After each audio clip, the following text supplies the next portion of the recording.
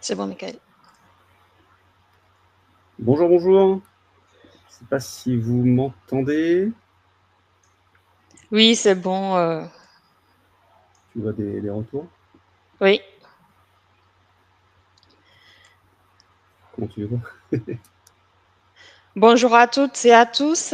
Bienvenue à notre webinaire de ce jour intitulé Cartographier fonctionnellement des modules Salesforce non documentés, retour d'expérience et prototype IA. Alors, juste avant de démarrer, un petit point logistique. Durant la présentation, si vous avez des questions, n'hésitez pas à les mettre dans le chat participant, c'est sur votre droite. Nous y répondrons à la fin de la présentation. Aussi, durant la présentation, il y aura quelques 2-3 sondages auxquels vous serez amenés à répondre. Et pour finir, en fait, à la fin de la présentation, si vous souhaitez une démo sur ce qui aura été présenté, eh bien, n'hésitez pas à nous contacter. Il y a un petit bouton intitulé « Demander à être recontacté ». Eh bien, vous cliquez dessus et nous reviendrons vers vous ultérieurement. Michael, je te laisse la parole. Merci. Bonjour, alors peut-être qu'il manque quelques personnes, que 9. On va attendre une petite minute. Hop. Alors, attendez. Hop. De toute façon, on est prêt. On va démarrer doucement, comme ça les gens qui nous rejoindront ne perdront pas trop le fil.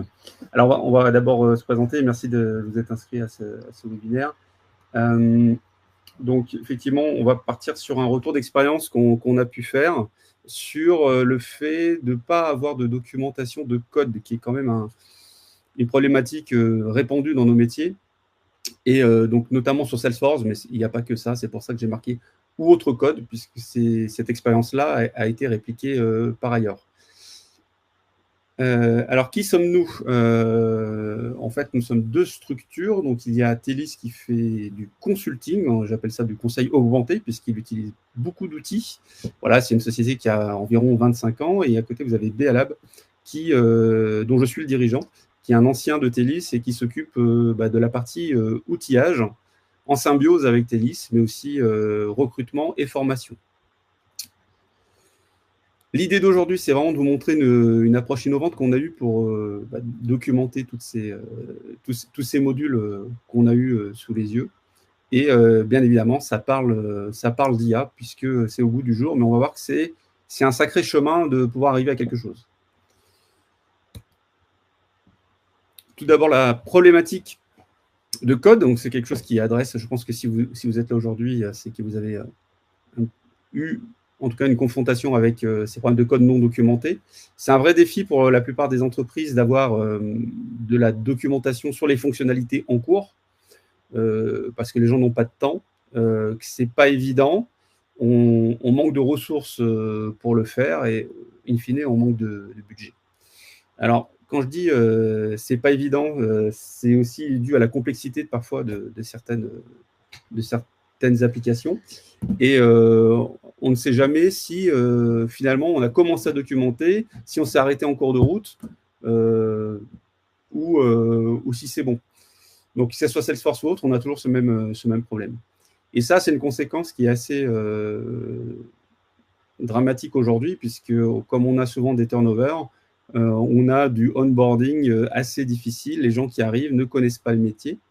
Les connaissances s'érodent au fur et à mesure des mois après les projets, et vous n'avez plus personne pour vous dire où en est réellement votre application. Donc ça, c'est le constat et les problématiques qu'il faudrait adresser en remontant au plus tôt au fait d'avoir quelque chose de clair pour tout le monde assez vite. Et c'est là-dessus qu'on a été missionné. Alors aujourd'hui, par rapport à ces problèmes, grosso modo, nous, on trouve qu'il y a 6 grandes lignes. C'est la première ligne, c'est de dire, tant pis, on ne fait pas de doc, puisqu'on n'a pas de budget, c'est trop compliqué. Et finalement, mettre un développeur le coup d'après, sans documentation, il mettra peut-être un peu plus de temps, mais il rentrera dedans.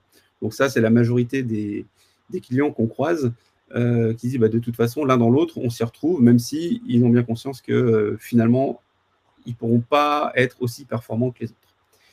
Il y a quand même pas mal de backlogs, donc dans Jira ou autres, qui sont utilisés. Donc, ça laisse des traces.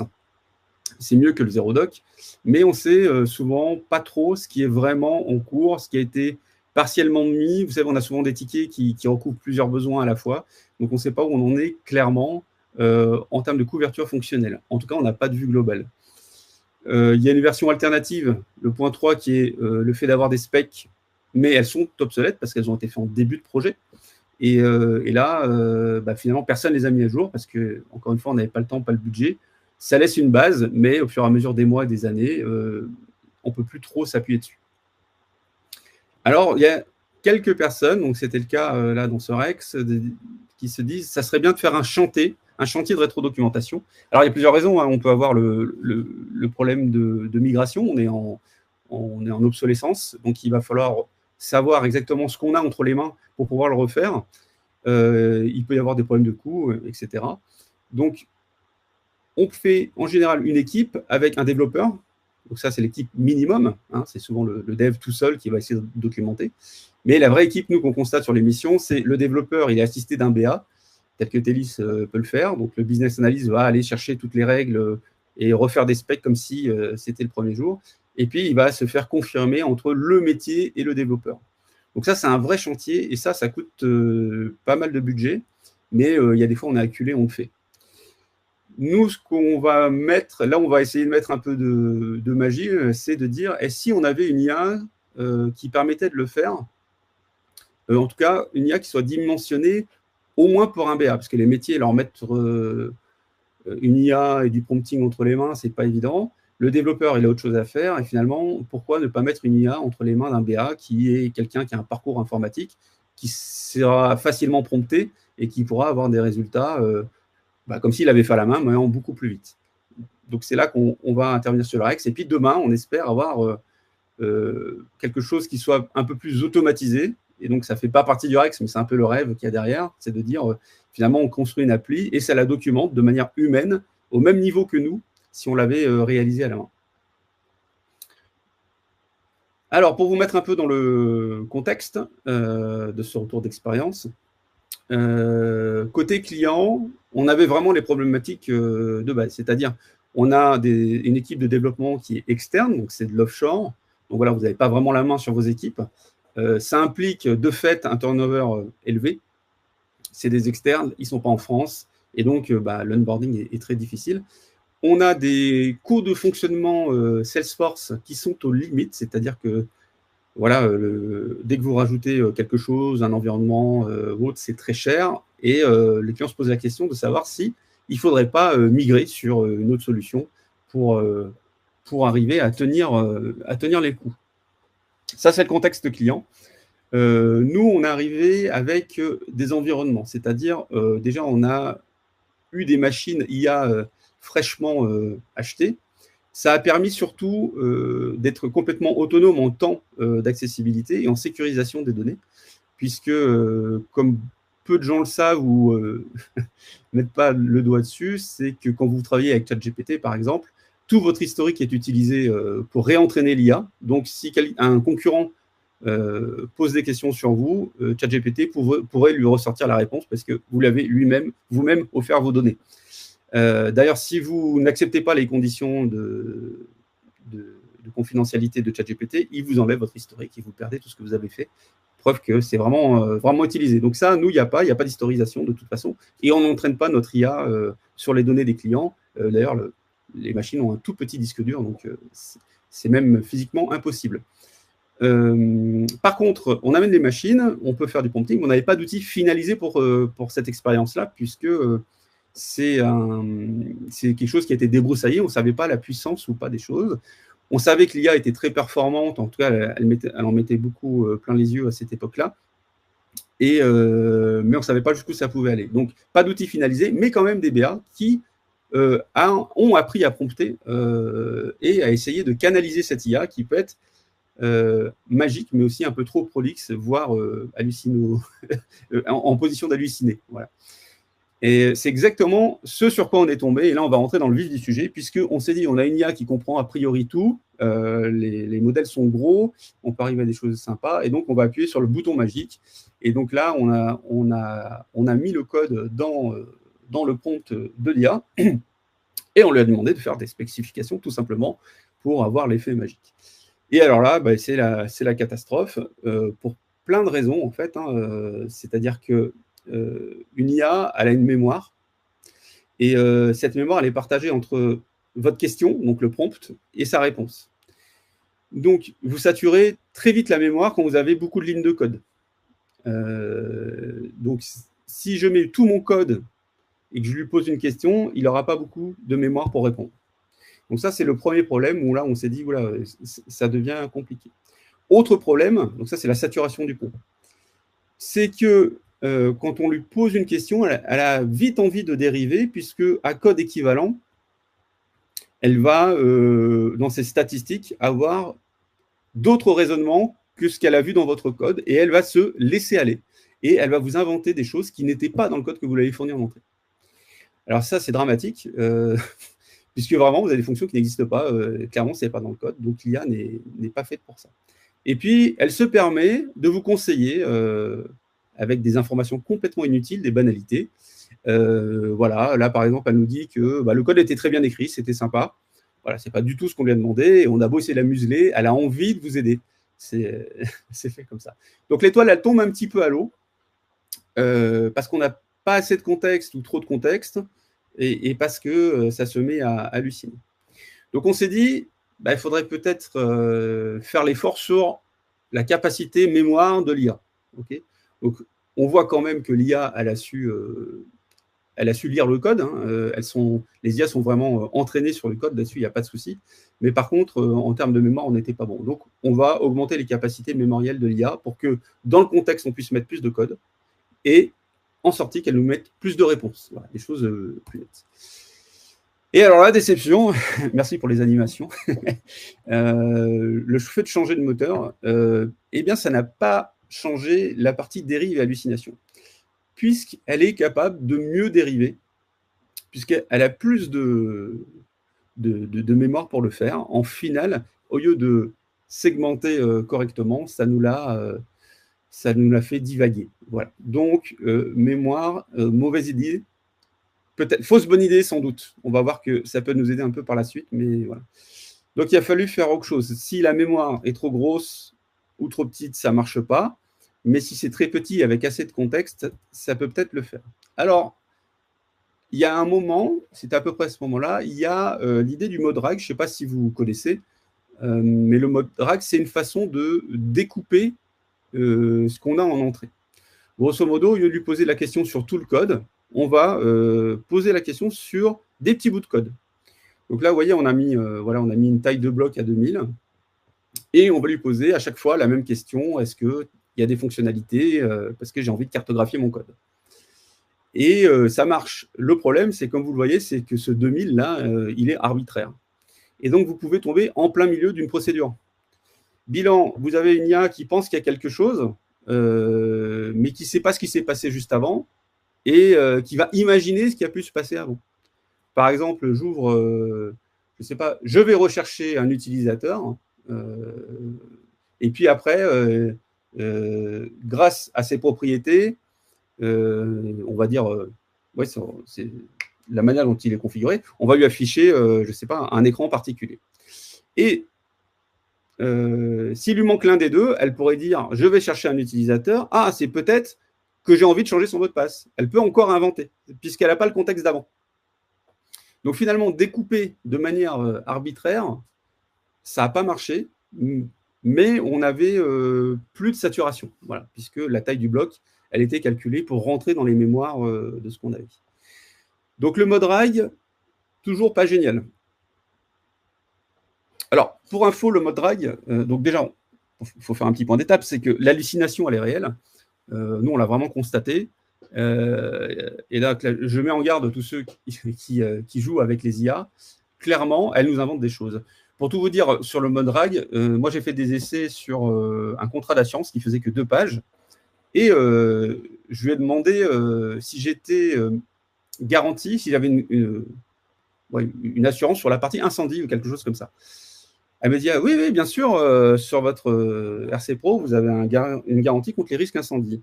Je dis, bah, très bien, c'est bizarre, je ne la vois pas. Elle dit, si, elle me cite le nom de la garantie. La garantie sinistre incendie, très certainement. Et je dis, bah, c'est bizarre, je ne la trouve pas. Dis-moi en quelle page est-ce que tu trouves cette garantie? Elle me dit, bah, c'est en page 4. Et le document faisait 2 pages. Voilà. Donc, on a clairement un problème d'hallucination. Elle a dû se dire que la plupart des contrats d'assurance RC professionnelle avaient des garanties incendie et que, en lisant ce qu'elle lisait, elle était partie dans un type de contrat qu'elle connaissait et donc elle avait répondu que cette garantie existait. Elle n'était pas du tout dans le document. Donc, l'hallucination, ça existe. On l'a vu donc sur l'assurance, mais donc aussi sur le code. Et elle invente vite des règles quand elle sature. Donc, la partie analyse fine des choses, ce n'est pas son métier. Il va falloir jouer avec ça pour qu'elle se recentre sur la traduction de code en fonction et non pas sur la recherche, l'explicitation ou le cheminement. Et donc, c'est là-dessus qu'on est parti. Chez Telis Bealab, d'une manière générale, on a un moyen très professionnel d'arriver à des specs robustes, c'est de passer par ce qu'on appelle le data-driven, c'est-à-dire comprendre les données du métier pour pouvoir les modéliser et ensuite en faire découler des fonctionnalités nettes. Pourquoi? Parce que le métier, en règle générale, ça ne bouge pas dans un métier, que vous soyez sur des écrans web, des écrans smartphones, des API, etc. Votre métier, il ne bouge pas. Donc, c'est plutôt robuste comme conception. On s'est dit, bah, banco, puisqu'elle dérive à partir dans tous les sens, on va lui demander quelles sont les vraies données métiers pour arriver à faire des specs à partir de ça et lui reposer des questions plus fines. Pas de bol. Elle n'a pas du tout compris, d'une manière générale, ce que c'était que des données métiers, des concepts métiers, et elle part dans des résultats qui sont plutôt de l'ordre du fonctionnel. Donc, par exemple, elle va décrire un batch, une entité de batch. Le batch, voilà, il n'y a aucune consistance. Elle va décrire une classe d'email alors que c'est de la fabrication d'email, en fait. Voilà, elle va décrire où est-ce que je stocke un message. Voilà, elle va décrire des choses qui ne sont vraiment pas pertinentes, qui n'ont rien à voir avec ce qu'on fait. Et là, vraiment, ça nous a mis un petit coup dans le moral. Mais en même temps, l'IA n'a pas tout le code. Elle n'a que les codes des modules. Donc, c'est un peu normal. Elle n'a pas tout le modèle. Elle ne peut pas interroger le modèle de données technique et nous en faire un modèle de données plutôt métier qui va nous permettre de rendre plus robuste cette opération. Donc ça, on a clairement abandonné, ce n'était pas possible. On s'est dit, en quoi l'IA peut être entraînée en masse par les programmes d'entraînement des fabricants de modèles. Et là, on s'est dit, il y a les cas d'usage, en fait. Et donc, les cas d'usage, on a eu des premiers résultats. C'est-à-dire qu'avec des use cases ou des user stories, elle a commencé à nous répondre elle peut même répondre sous forme de schéma, hein, ça c'est l'IA qui nous fait un schéma comme ça.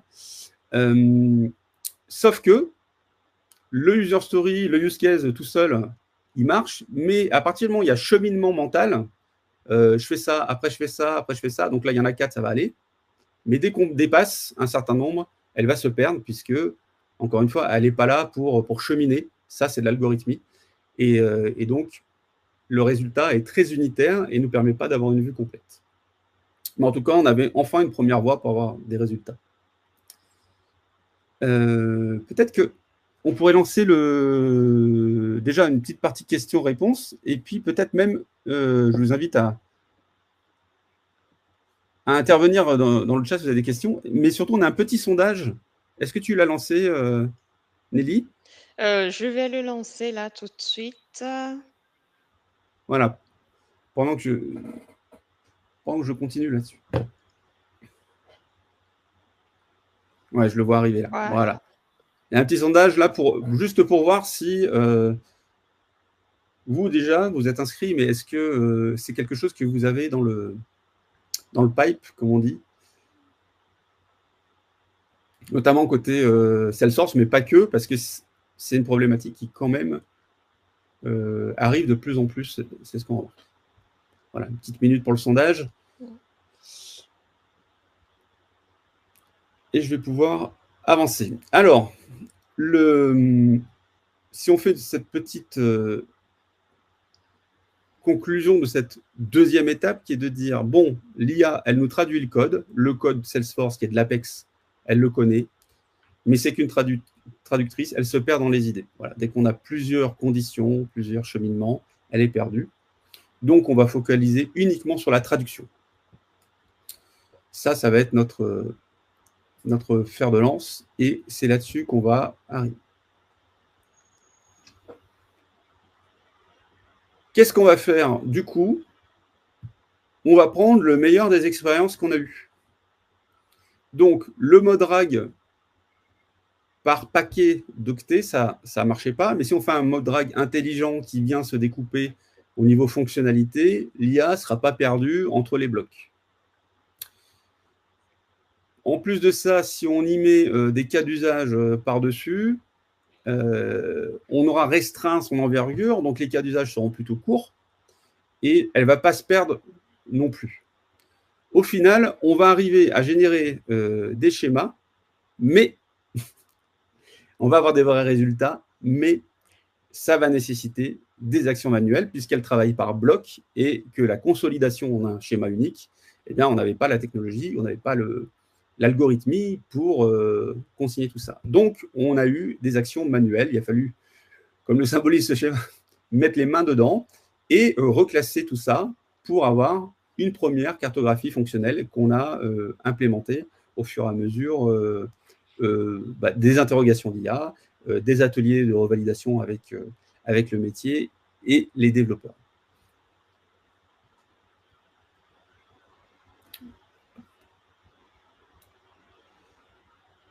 Pour avoir des résultats concrets, alors, nous, ce qu'on a remarqué, c'est notre cadence de production qui a littéralement explosé. C'est un confort incroyable de pouvoir avoir quelqu'un qui vous assiste et à qui ça ne mange pas le cerveau de rentrer dans du code, parce que c'est assez douloureux comme pratique de rétrospécifier du code, autant pour le développeur que pour le BA et que même pour le métier qui doit réfléchir.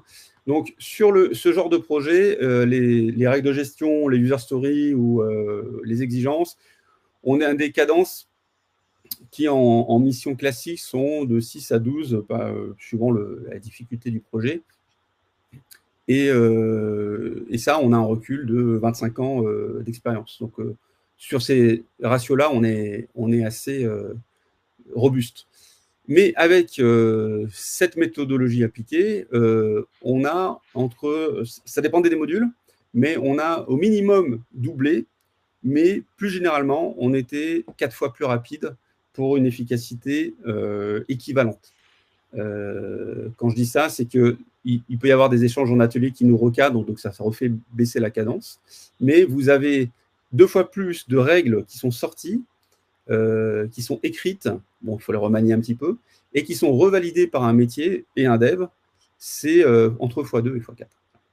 Donc, voilà, c'est un confort qui est assez exceptionnel. Ça nécessite encore beaucoup de travail, et on verra après dans les rêves qu'on a pour améliorer tout ça. Ça permet, cette mise en place, de reprendre en main toutes les règles pour tout le monde. Donc, il y a les métiers, il y a les développeurs. Donc, en fait, vous allez ressouder l'équipe, parce que lors des séances, on va les reparcourir, et puis on va dire, voilà, ça se passe comme ça d'après ce qui sort du code. Et puis, ça permet même de révéler des anciennes règles, voire même des anciens bugs qui avaient été oubliés et qui ont été ressortis. On a une diminution de risque en cas de migration forcée, parce que si vous avez de la doc, vous devez vite changer de fournisseur, d'intégrateur, d'éditeur, vous pouvez basculer assez facilement, et ça va assez vite. Vous avez, nous, quand on travaille, toutes les sources sont sur des formats open source. On a du point doc, docx pour Word, mais ça peut être de l'open document. On a des schémas qui sont tous en Draw.io ou Plant.uml. Tout ça, c'est exploitable. Donc, c'est-à-dire que quand on part dans la mission, vous avez toutes les sources pour continuer. Et voilà, et du coup, travailler sur des deltas, mais vous avez renforcé votre base documentaire. L'onboarding, du coup, il est beaucoup plus simplifié, parce que nous, on réexplique à partir de zéro, donc que ce soit des devs externes ou même des nouveaux devs internes, il n'y a pas de souci. Donc, on a un coût relativement bas par rapport à ce qui se fait, puisque par rapport à un sauvetage normal, le coût global est minimum divisé par 2. Ça, c'est absolument absolument garantie sur ce genre d'approche. Voilà. Est-ce que vous avez des questions déjà avant de continuer? Il ne nous reste pas grand-chose, mais est-ce qu'on a des personnes qui posent des questions dans le chat? Là, pour l'instant, il faut croire que tout est clair, pas de Incroyable. questions. En revanche, nous avons les résultats des votes. Donc, tu as des oui, 50% de oui et 50% de j'y pense. Juste pour rappeler le titre du sondage, donc c'était êtes-vous en phase de réflexion pour documenter des modules et pour sortir de Salesforce ou autre code? Et pas du tout de non. Alors, ça sera intéressant de voir justement pour les personnes qui y pensent, de voir si cette approche, vous la connaissiez, si vous l'avez déjà vue par ailleurs, et si c'est quelque chose qui est envisageable chez vous. C'est vrai qu'on nous, on a été assez pris par la confidentialité, etc. Et donc, on n'a pas eu tout le code. Voilà, il a fallu agir. Et donc, il y a des contextes où c'est plus difficile. Mais je vous invite peut-être à mettre un mot, soit je ne sais pas si on peut faire des messageries privées ou soit sur le chat directement. Dans le chat, oui. Ouais, ça va pouvoir faire le truc. Bah, du coup, je t'invite à lancer peut-être l'autre partie du sondage. OK. Qui est sur cette approche IA. Est-ce que c'est des choses que vous avez déjà utilisées et que vous voudriez mettre en place? Voilà. Allez, pour l'instant, j'avance pendant que tout le monde répond au sondage. Oui. Alors, ça, c'est pour vous donner un petit peu en image un peu plus de concret. Alors, bien sûr, tout a été brouillé. Mais globalement, nous, on a intégré tout ça dans un GitLab qui nous a permis d'avoir le code à analyser. Ceci dit, on n'a pas pris que ça, on a pris aussi des vieux documents pour nous aider. C'est toujours d'autant plus d'informations contextuelles qui peuvent être intéressantes si elles sont plus ou moins formatées, donc on s'en occupait, pour que l'IA ait des bases solides en termes fonctionnels ou data. Et on peut aussi prendre des backlogs, en fait, puisque ça revient au même, voire des mails qui ont simplement des choses explicatives. Tellement on sait décortiquer l'information qu'il y a dedans, nous, on va la rattacher à la spec. Et d'ailleurs, voilà, ça c'est l'un des outils de prompting qu'on a et qu'on a adapté pour qu'ils nous répondent sur tous les modules de code qui étaient nécessaires. Derrière ça, on a sorti, alors c'est pas les documents, hein, mais c'est ce qu'on fait, c'était très proche. On est donc un schéma de flux ou de process au niveau des fonctionnalités, mais des fonctionnalités vraiment, on va dire, métier utile. Sachant que l'IA a tendance à nous faire plutôt les méthodes techniques. Donc, il faut arriver à les éliminer et à les prompter correctement. À partir de ça et d'autres éléments, on va pouvoir reclasser, là, par exemple, il y a la partie inscription, la partie éditique, etc. On va pouvoir reclasser les fonctionnalités avec 1, 2, 3 niveaux de profondeur.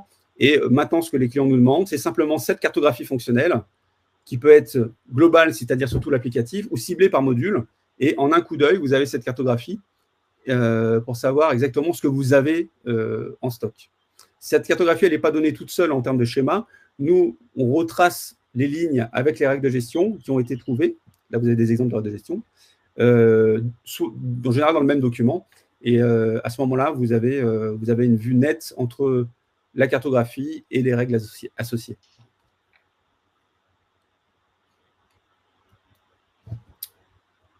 Il y a d'autres choses qui ont été prêtes et qu'on n'a pas utilisées. Ça ne s'y prêtait pas forcément. Et puis, c'est peut-être pas dans les priorités du moment. C'est des choses qui font partie de notre constellation d'outils. C'est-à-dire qu'on sait, par exemple, générer des cinématiques avec des dépendances. Et ça vous sort, vous voyez, des schémas textuels réutilisables, graphiques et textuels, où vous pouvez le modifier à la main. On n'a pas fait les concepts métiers. Donc là, vous avez un exemple de ce qu'on fait. C'est assez intéressant parce que l'IA va nous aider à compléter ce genre de schéma avec des définitions. Donc, ça vous sort un glossaire un petit peu universel pour l'entreprise.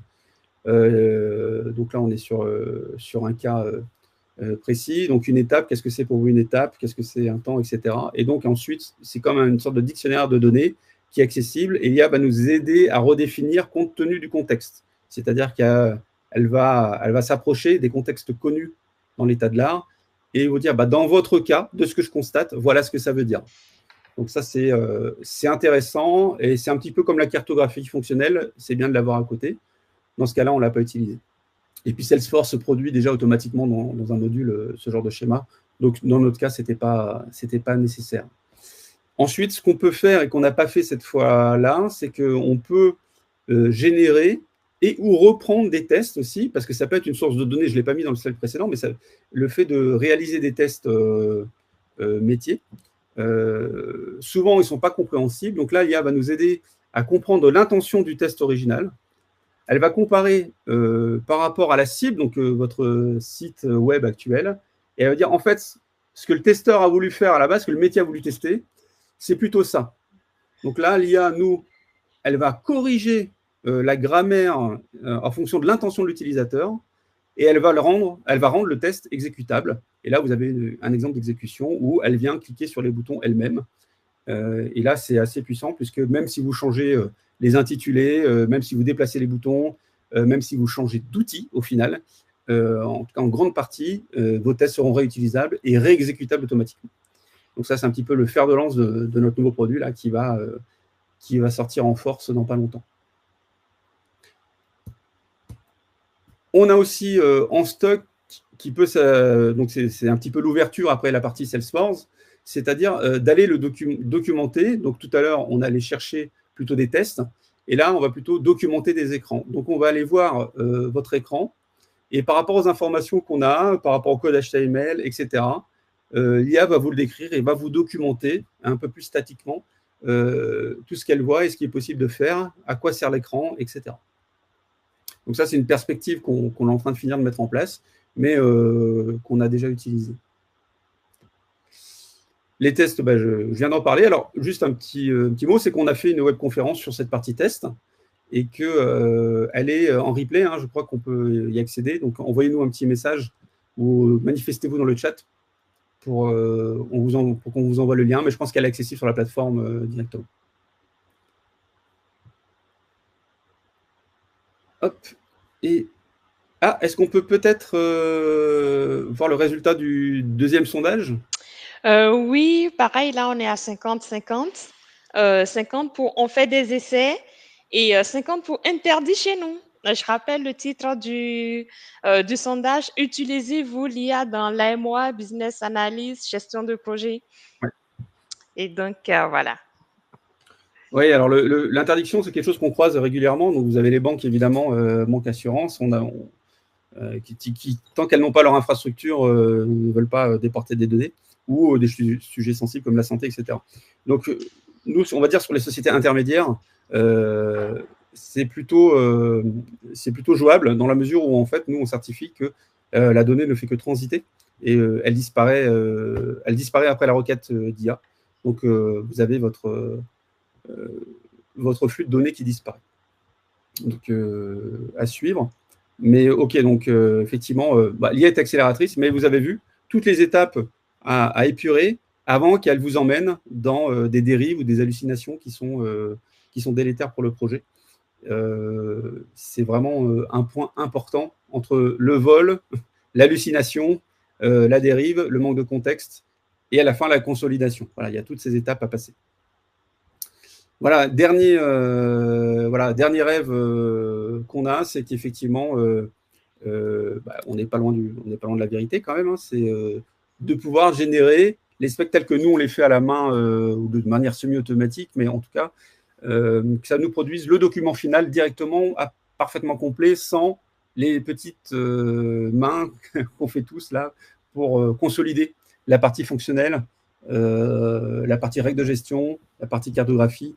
Voilà, on a des schémas qui génèrent automatiquement, on a des bouts de texte qui génèrent automatiquement, des règles de gestion, mais on n'a pas le document auto-consolidé qui se produit. On est dessus parce qu'on pense qu'il y a une valeur ajoutée en termes de temps, de budget qui est incroyable, surtout si ça se fait au fur et à mesure des évolutions.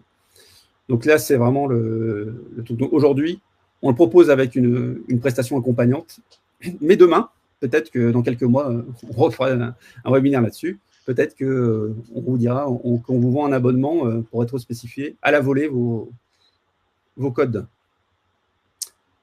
Voilà, alors je ne sais pas s'il vous reste des questions, mais ça va être bon pour moi.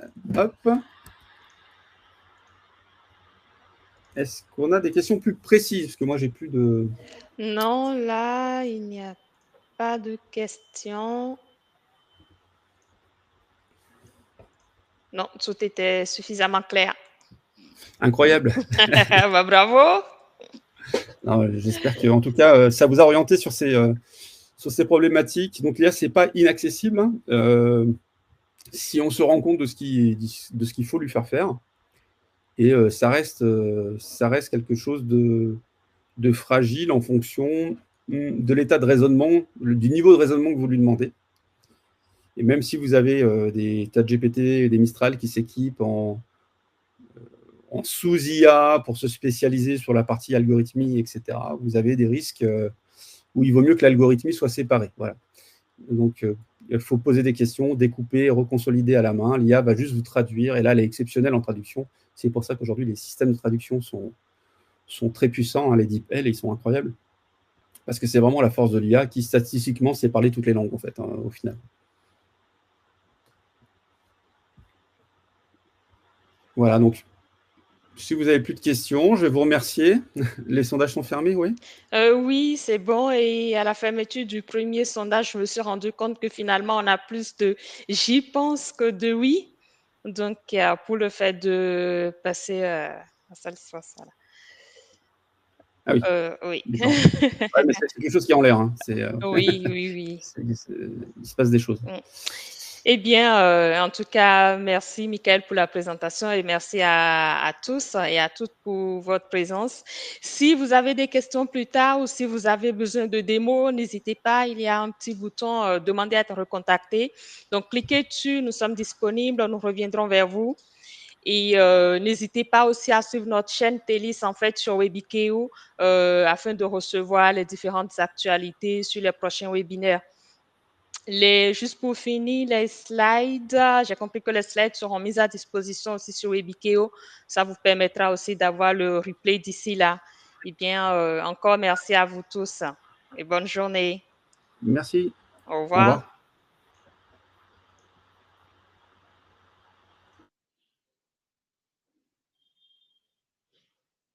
Merde. Alors, tu m'entends? Mais attends, parce que je ne sais pas si c'est fini, si c'est clôture.